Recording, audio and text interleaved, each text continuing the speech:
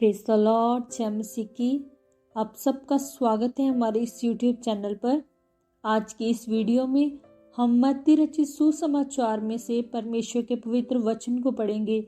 मेरा विश्वास है कि आज के इस वचन के द्वारा आप परमेश्वर की आशीष को पाएंगे। चलिए आज की वीडियो को हम शुरू करते हैं। उसी खड़े चेले प्रभु यीशु के पास आकर पूछने लगे कि स्वर्ग के राज्य में बड़ा कौन है। इस पर उसने एक बालक को पास बुलाकर उनके बीच में खड़ा किया और कहा, मैं तुमसे सच कहता हूँ, यदि तुम ना फिरो और बालकों के समान ना बनो तो स्वर्ग के राज्य में प्रवेश नहीं पाओगे। जो कोई अपने आप को इस बालक के समान छोटा करेगा वह स्वर्ग के राज्य में बड़ा होगा। और जो कोई मेरे नाम से एक ऐसे बालक को ग्रहण करता है वह मुझे ग्रहण करता है। पर जो कोई इन छोटों में से जो मुझ पर विश्वास करते हैं एक को ठोकर खिलाए, उसके लिए भला होता कि बड़ी चक्की का पाट उसके गले में लटकाया जाता और वह गहरे समुद्र में डुबाया जाता। ठोकरों के कारण संसार पर हाय, ठोकरों का लगना अवश्य है, पर हाय उस मनुष्य पर जिसके द्वारा ठोकर लगती है। यदि तेरा हाथ या तेरा पाँव तुझे ठोकर खिलाए तो काट कर फेंक दे। टुंडा या लंगड़ा होकर जीवन में प्रवेश करना तेरे लिए इससे भला है कि 2 हाथ या 2 पाँव रहते हुए तू अनंत आग में डाला जाए। और यदि तेरी आंख तुझे ठोकर खिलाए तो उसे निकाल कर फेंक दे। काना होकर जीवन में प्रवेश करना तेरे लिए इससे भला है कि 2 आंख रहते हुए तू नरक की आग में डाला जाए। देखो, तुम इन छोटों में से किसी को तुच्छ ना जानना, क्योंकि मैं तुमसे कहता हूँ कि स्वर्ग में उनके दूत मेरे स्वर्गीय पिता का मुंह सदा देखते हैं। तुम क्या समझते हो, यदि किसी मनुष्य की 100 भेड़ें हो और उनमें से एक भटक जाए तो क्या 99 को छोड़कर और पहाड़ों पर जाकर उस भटकी हुई भेड़ को ना ढूंढेगा?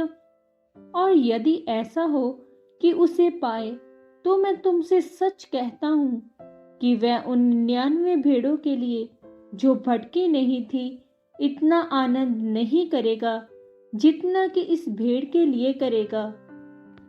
ऐसा ही तुम्हारे पिता की जो स्वर्ग में है ये इच्छा नहीं कि इन छोटों में से एक भी नाश हो। यदि तेरा भाई तेरा अपराध करे तो जा और अकेले में बातचीत करके उसे समझा।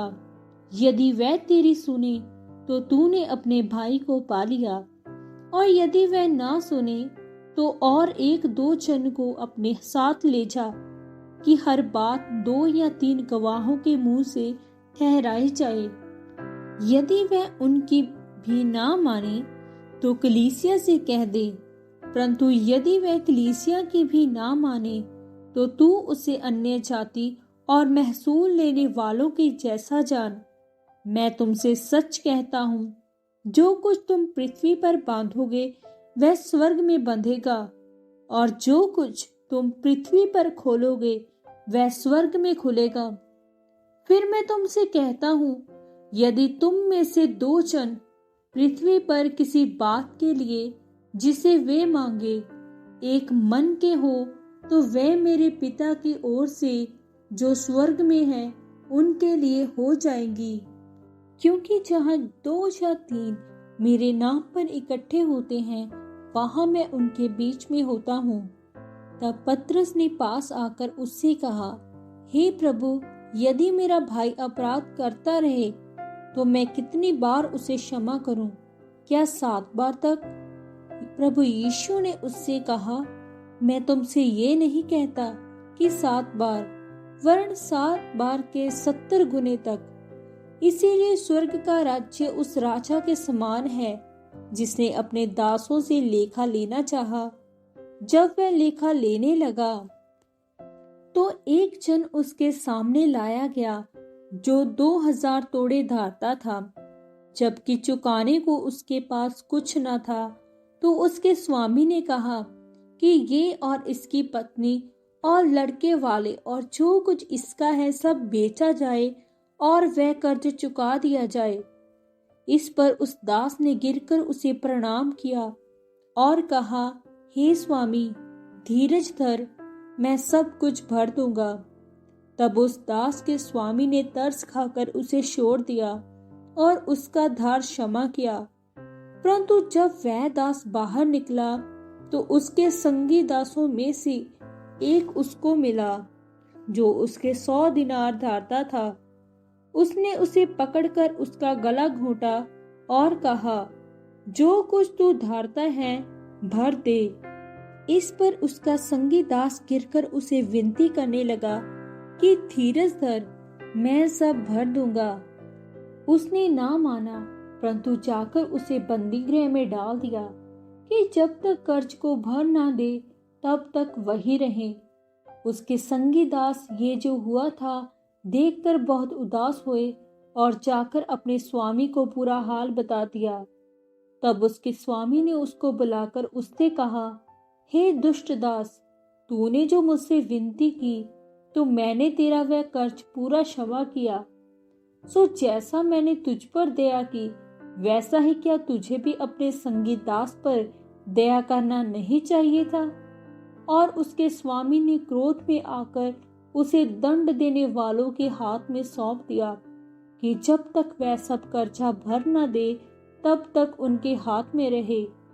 इसी प्रकार यदि तुम में से हर एक अपने भाई को मन से क्षमा ना करेगा तो मेरा पिता जो स्वर्ग में है तुमसे भी वैसा ही करेगा।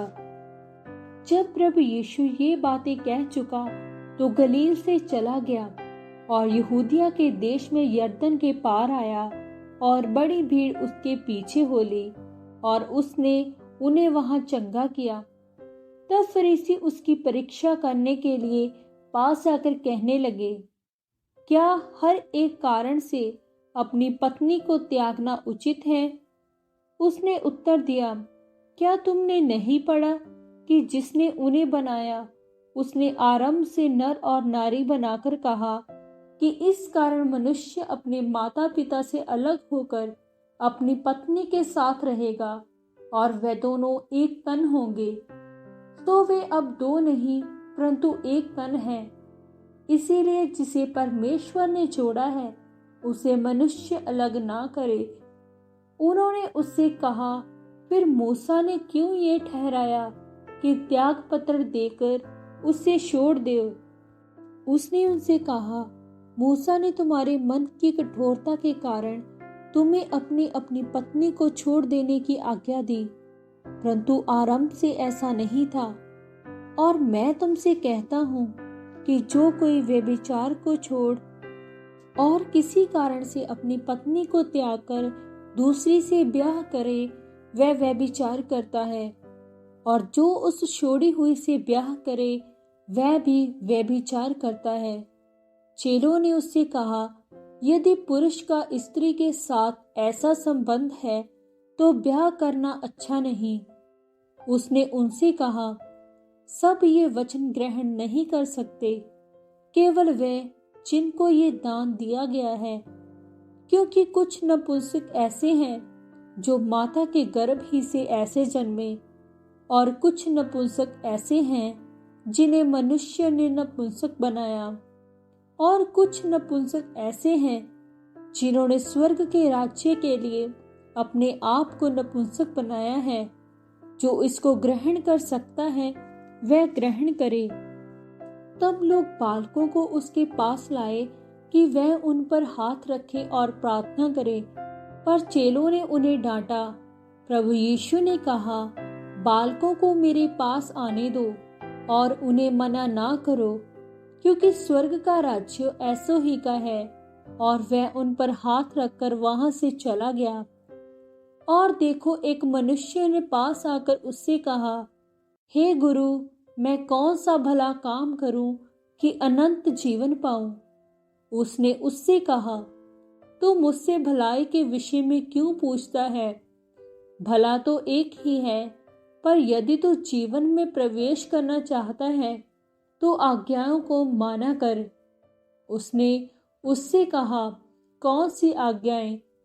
प्रभु यीशु ने कहा, ये कि हत्या ना करना, व्यभिचार ना करना, चोरी ना करना, झूठी गवाही ना देना, अपने माता और पिता का आदर करना और अपने पड़ोसी से अपने समान प्रेम रखना।